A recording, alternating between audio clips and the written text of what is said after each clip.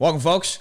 Yesterday was Trans Visibility Day, or as I like to call it, the annual holiday where Democrats take the priorities of 0.4% of the population and declare them the beating heart of American civil rights, while the other 99.6% of us are told to sit down, shut up, and clap like trained seals.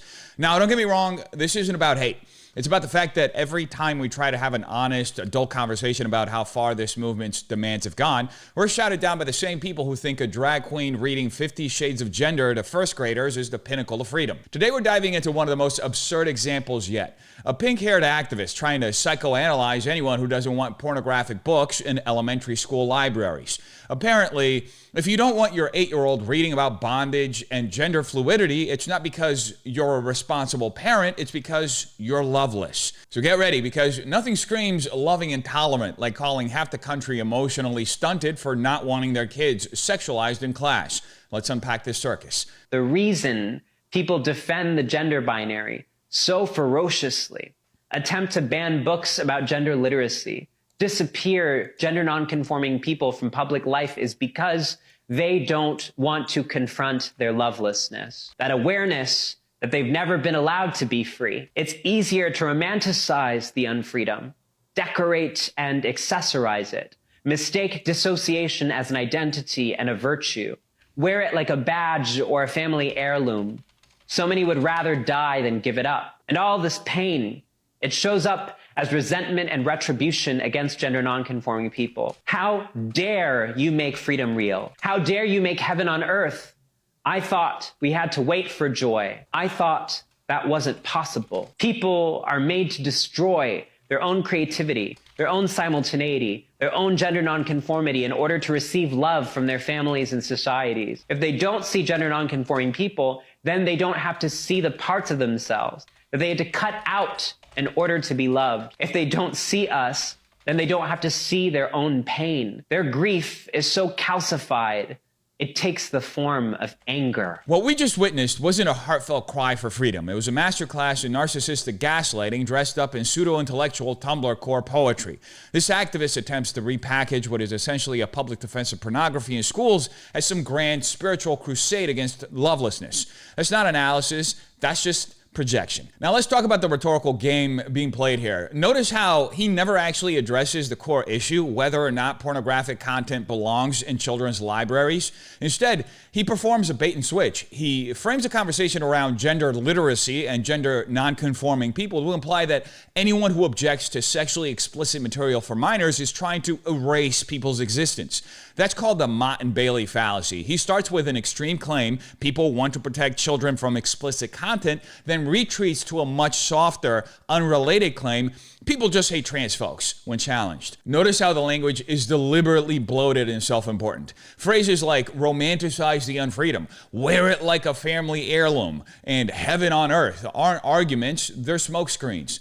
Force poetic language to distract you from the lack of substance. It's a textbook manipulation tactic. If you can't win on facts, flood the zone with flowery nonsense and hope your audience mistakes it for depth. And let's not ignore the biblical language sprinkled throughout this monologue. He says, "How dare you make heaven on earth?"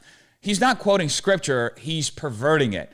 The Christian concept of heaven is a place of divine order, justice, and truth, not a self-indulgent playground where children are sexualized under the banner of freedom. The Apostle Paul in Romans 1 warned about exactly this. People exchanging truth for lies and worshiping their own desires over the Creator. This activist claims to offer liberation, but it's the exact opposite. It's bondage disguised as freedom. What's more condescending is how he assigns pathology to anyone who disagrees with him. If you oppose the sexualization of minors, you're not principled, you're just loveless and emotionally damaged. That's a classic ad hominem attack. He can't refute the objection, so he attacks the character of the objector. And the sheer arrogance is absurd. As if a pink-haired activist with a sociology degree from TikTok University understands love and freedom better than parents, communities, or, frankly, God himself. His argument boils down to this. If you don't want explicit books in your child's school, it's because you're repressed and hateful. That's psychological abuse masquerading as social justice. He strips away the legitimate concern that there's a clear line between protecting children and promoting adult sexual ideology and replaces it with emotional blackmail. And let's be clear, this isn't about trans visibility. It's about pushing an ideology so fragile it can't survive honest debate. So it must be wrapped in performative grief, bad poetry, and accusations of bigotry. Meanwhile, the actual rights of parents, women, and even other trans people who don't subscribe to this activist cult are trampled in the process. So no, it's not the critics who are calcified with grief. It's this activist and his allies who are calcified in self-delusion, unwilling to confront the real reason people are pushing back, because there are boundaries, because there is truth, because no amount of bad spoken word therapy sessions is going to make parents okay with grooming their kids under the banner of love. But this madness didn't start, and it sure won't end, with fringe activists. This is a top-down agenda manufactured and enforced by the Democrat establishment. And if you want proof, just look at their governors, who are talking press releases for this ideological circus. They can send out any damn executive order they want from Washington, D.C., because in the state of Minnesota, it's my privilege to make sure that I therefore declare Monday, March 31st, 2025, as Transgender Day of Visibility across the state of Minnesota. Let's take a moment to dissect this grandstanding nonsense from Minnesota Governor Tim Walz, because once again, when faced with real problems, Democrats would rather play dress up with identity politics than actually govern. So here we have Walz standing proudly, chest puffed out, declaring March 31st as Transgender Day of Visibility in Minnesota, as if this ceremonial stunt will somehow distract Minnesotans from the flaming dumpster fire that is his state's actual condition. Forget about the crumbling public safety, skyrocketing crime, or the fact that Minneapolis still looks like a war zone years after the riots of 2020. No, Walz wants you to believe the biggest crisis facing Minnesota is whether or not you're clapping loudly enough for a group that's already being championed by every major corporation, media outlet, and Democrat political figure in the country. Now let's talk facts. Minneapolis is a city that still hasn't recovered. Entire blocks remain hollowed out and boarded up. The aftermath of the 2020 riots, Walz allowed to spiral out of control. Small businesses fled, families left, and violent crime surged in the leadership vacuum he created. Under Walz's watch, public safety has collapsed. Police recruitment is in freefall, unsurprising when officers were demonized, defunded, and then begged to return once crime exploded. In 2024 alone, homicides saw a 5.5% increase, and only 44% of Minnesotans say they feel safe in their communities. Carjackings, robberies, and random assaults have become so routine that residents treat them like background noise. And it's not just public safety that's in freefall. Minnesota's schools are failing too.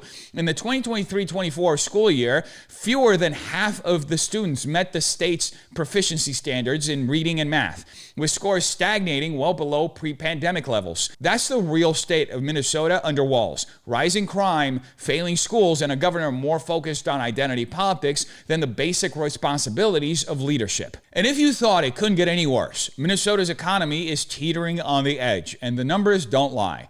Disaster is looming just over the horizon, a nearly $6 billion projected deficit for the 2028-29 biennium, all because the state's spending is growing faster than its revenue. In a panic, House leaders have scrambled to propose $3.7 billion in spending cuts over the next 4 years, gutting areas like health, human services, and education just to stop the bleeding. And yet, instead of addressing this financial time bomb, Tim Walz is busy signing visibility declarations like a bureaucratic TikToker looking for likes. Now, when Walz stands in front of the cameras, patting himself on the back for declaring Trans Visibility Day, understand what's really happening. This isn't leadership, it's a distraction from a state spiraling toward economic collapse and social decay. Minnesotans aren't asking for empty proclamations, they're demanding leaders who will fix their streets, balance the budget, and make their communities livable again. But Walz is too busy scoring points in the oppression Olympics to notice the house is burning down around him. He even throws in a jab at Washington, pretending to be some bold, rebellious leader, when in reality he's parroting the same identity-obsessed politics Democrats use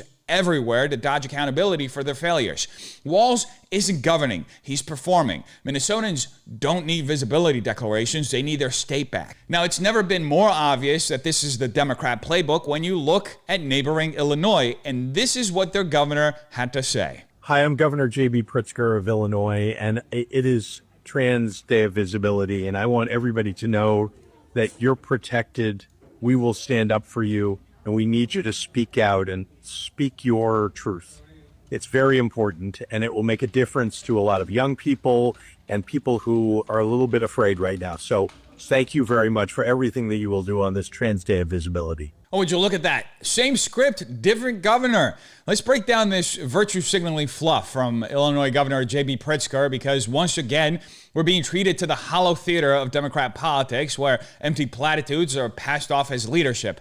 Here's Pritzker, all smiles, gushing about how it's Trans Day of Visibility and promising to stand up for trans people, because apparently what Illinois really needs right now is another press video telling people how brave they are for existing, rather than dealing with the chaos festering in his own backyard. Right off the bat, let's look at what he's actually not saying. You'll notice he's got all the time in the world to tape a message about visibility, but not a single word about the trans-identifying individual arrested in his own state for vandalizing a Tesla dealership, scrawling "Free Palestine" and other graffiti, and being caught with bomb-making materials and a hit list.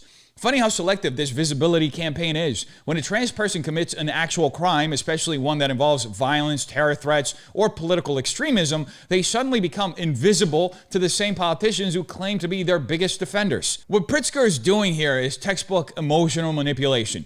He invokes the "speak your truth" slogan, which is not truth at all. It's subjective self-expression elevated above objective reality. This is a classic appeal to emotion tactic. Center the conversation around feelings and identity so you never have to talk about actions, responsibility, or consequences. He frames trans-identifying people as perpetual victims, a little bit afraid right now, without ever acknowledging that his own policies and priorities have made everyone else in Illinois very much afraid of skyrocketing crime, of a tanking economy, of kids being indoctrinated in schools while basic literacy rates collapse. The real kicker here is how Pritzker reduces governance to therapy speak. It's very important, he tells you, like a kindergarten teacher patting you on the head. Meanwhile, Chicago is an actual war zone. In 2024 alone, the city recorded over 700 homicides. Again, carjackings, assaults, rampant retail theft, all under his watch. But does he make a video about the victims of those crimes? About the families whose kids don't make it home from school? About the businesses being driven out of Illinois by crime and crushing taxes? Of course not, because those people don't fit into his carefully curated oppression narrative. And let's not ignore the rhetorical sleight of hand here. Pritzker says, "We will stand up for you," but he doesn't clarify what that actually means. What it actually means is pushing radical gender ideology into schools, threatening women's spaces in sports, and weaponizing state power to silence any opposition under the guise of protection. Meanwhile, the actual tangible problems in Illinois, the ones hurting families and destroying communities, are ignored. Let's make one thing clear. None of this is about visibility. It's about deflection. It's about shielding a dangerous, unaccountable agenda behind the smokescreen of compassion while conveniently erasing anyone who steps out of line, even when those people, like the vandal in his own state, pose a real threat. Pritzker's message isn't leadership, it's political performance art carefully crafted to keep you distracted from the wreckage he's presiding over. If he really wanted to make people visible, he'd start by acknowledging the victims of the policies he enables. But that would require honesty, and that's the one thing you'll never get from Governor Pritzker. But the Democrat messaging doesn't stop at the governors, it's also present in our military. My name is Christina Winters, and I am a captain in the Army Reserve. And I want you to know that you are seen, you are loved, you're appreciated. And I want you to know not to give up. I want you to notice all the people in this video that are not only proud to be who they are, but they celebrate it. Now, the current administration wants us to not be visible. They want us to be invisible. They want to remove us from society. They want to ensure that we are disenfranchised, that we no longer have a voice, we no longer have the rights to even enter any space that is safe. They want to remove us from our homes. They want to remove us from our jobs. And it is disheartening times right now. And I know how easy it is to want to give up. I know the struggle, but at least for today, I want everybody to celebrate who they are. Don't hide yourselves and be proud, unknowingly so. I want you to post pictures. I want you to let everybody know your story. I want everybody to see who you are. and for everybody to understand that we will not be erased. We are here, and we're here to stay. What you just heard wasn't a message of empowerment. It was a masterclass in delusion, self-victimization, and political dishonesty wrapped in military rank to give it an air of unearned authority. First, let's get something clear. No one in the Trump administration now or in his first term ever proposed removing trans people from their homes or from society. That is an outright fabrication. What Winters is doing here is classic straw man rhetoric, fabricating a wild dystopian scenario that no one has actually proposed, so he can play the brave freedom fighter standing up against an imaginary threat. There is no policy, none, that aims to evict trans-identifying individuals from their homes or strip them of employment. The Trump administration's actual policies focused on rolling back radical gender ideology in federally funded spaces like the military, women's shelters, and schools, not forcibly removing anyone from civilian life. But of course, Winters isn't interested in accuracy, he's interested in fear-mongering for clout. And what we're watching here is a perfect example of emotional manipulation disguised as leadership. He trots out empty slogans like, "You are seen, you are loved, you are appreciated," as if there's some groundbreaking revelation, when in reality, trans-identifying individuals are the most celebrated, protected, and platformed demographic in America today. Major corporations, universities, the entire Biden administration, and every branch of entertainment trip over themselves to declare their visibility every 5 minutes. But Winters wants you to believe trans people are living under siege, as if rainbow flags aren't plastered across every corporate logo every June. Then there's the militant call to be annoyingly proud. This isn't about equality. This is about ideological domination. It's about demanding not just acceptance, but enforced celebration and ridiculing or shaming anyone who won't bow to the rainbow altar. It's a call to flood the public square with our narcissistic identity politics while framing any dissent as bigotry or oppression. And let's talk about the true irony here. Winters wraps himself in the uniform of the United States military to posture as some victimized revolutionary, yet completely ignores what military service is supposed to be about: duty, discipline, and selflessness.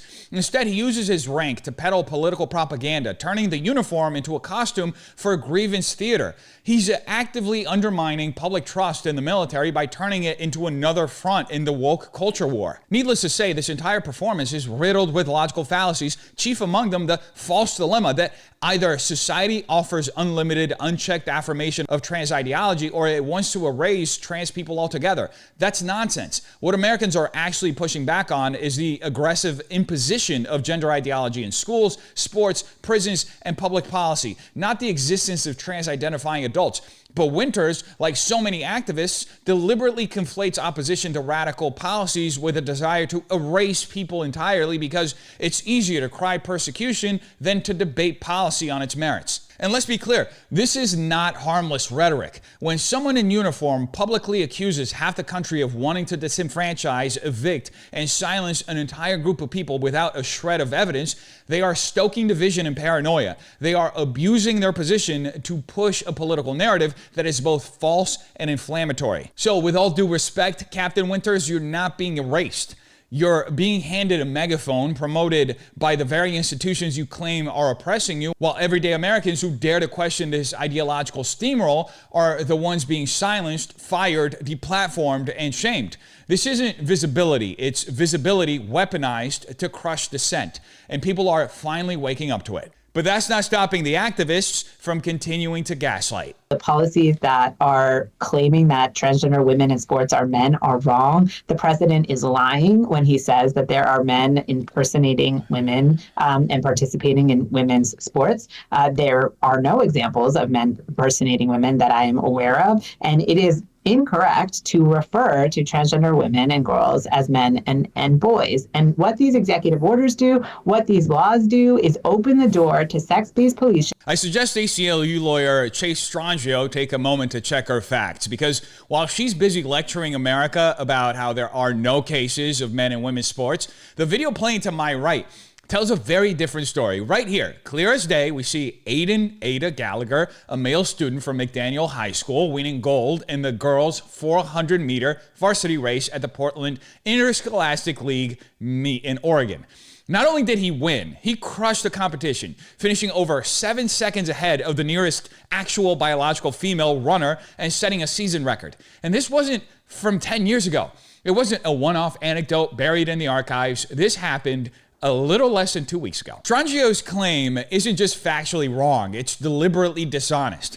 It's what's called a willful omission, a rhetorical technique where you ignore the mountain of evidence staring you in the face to push a narrative that serves your ideology. There are countless documented cases of biological males dominating female sports categories. Leah Thomas, for example, in NCAA swimming, Cece Telfer in track and field, Fallon Fox in MMA, and dozens more at the high school and college level. Yet here she is, flat out denying reality and expecting the rest of us to swallow it without question. What Strangio is doing is textbook gaslighting, trying to convince the public that what they see with their own eyes isn't happening. When a biological male breaks records, shatters competition, and takes scholarships and titles away from female athletes, we're told it's a figment of our imagination. And she packages this lie with an appeal to language policing, scolding anyone who uses accurate biological terms like men to describe male athletes in women's divisions. That's called a semantic shell game. Change the words so you can deny the reality. And let's break down her legal trickery as well. She accuses executive orders and laws protecting women's sports of sex-based policing.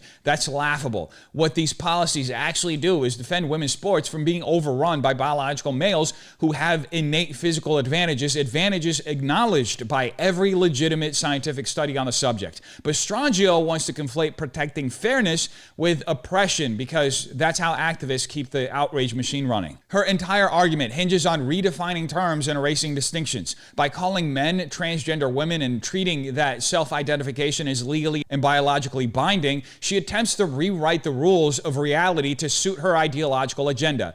It's the same dishonest tactic we've seen over and over. Hide behind euphemisms, deny evidence, and bully anyone who points out the obvious. But the facts are astoundingly clear.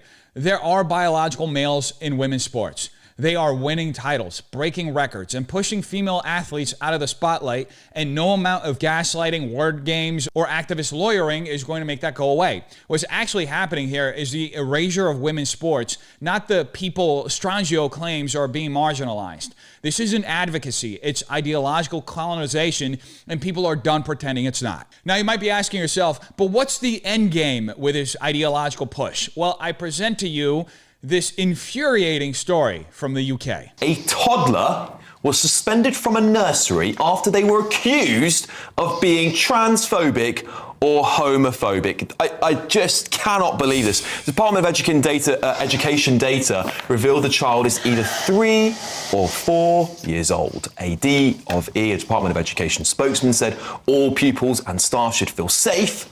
I can't believe I'm reading this. Should feel safe and protected at school and should never face violence or abuse. The Education Secretary has been clear that she expects school leaders to enforce good behaviour, and we are committed to a comprehensive programme of behaviour to support all schools.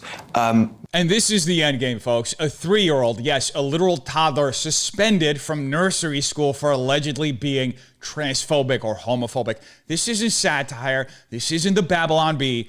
This is a logical conclusion of an ideology that has completely detached itself from reality and common sense. And let's be clear, a 3-year-old doesn't even know what transphobia or homophobia means. A toddler's biggest concern is whether they're getting chicken nuggets for lunch, not navigating the minefield of gender politics. But in clown world, a child who can barely form a complete sentence can now be labeled a bigot, tarred and feathered by the Department of Education, and suspended for bad behavior rooted in nothing but the fever dreams of hyper-politicized adults. And the department's response is even more ridiculous. They trot out the same empty bureaucratic drivel. All pupils should feel safe and protected at school and never face violence or abuse. Really? Who exactly was threatened by a 3-year-old? Did little Timmy throw a crayon in the shape of a hate crime? Did he misgender someone during snack time? What kind of delusion do you have to be under to believe that a preschooler can commit an ideological offense worthy of suspension? What's happening here is what happens when a radical ideology creeps into institutions. Everything becomes weaponized. Children are no longer innocent. They're potential offenders in the eyes of woke administrators who see oppression lurking behind every Lego block. This is how you dismantle child childhood itself by holding toddlers to the same Orwellian speech codes that grown adults can barely keep up with. And let's be clear, this isn't about safety, it's about ideological control. It's about turning schools, not just universities, not just high schools, but nurseries into training camps for compliance, where even a child's confusion or innocent question can be criminalized. And if you think it stops there, you're kidding yourself. Today, it's a nursery suspension. Tomorrow, it's mandatory gender identity training in kindergarten and behavior interventions every time a 5-year-old says something biologically incorrect. Needless to say, it's never been more obvious that this is not about protecting kids. It's about indoctrinating them and punishing anyone, no matter how young, for stepping out of line. And if a 3-year-old can't survive this system without being branded a heretic, what does that say about the world these adults are building? Nothing good. So ask yourself, how do we get here? How do we allow institutions meant to nurture children, protect women's rights, and uphold truth to become mouthpieces for an ideology so fragile it requires suspending toddlers and rewriting biological reality to survive? This isn't about compassion. It's about control. It's about erasing boundaries between fact and fiction and daring you to question it, knowing full well the price of dissent. At what point does inclusion become coercion? When does visibility become enforced obedience? And how many more lies will we be expected to swallow before we finally say enough? If you've been watching quietly, hoping this madness will stop on its own, it won't. It's time to ask who's really unsafe in this environment and who benefits from keeping you distracted, divided, and compliant. Because if a toddler can be labeled a threat, anyone can. You tell me what you think in the comments down below. Have a terrific day. Peace.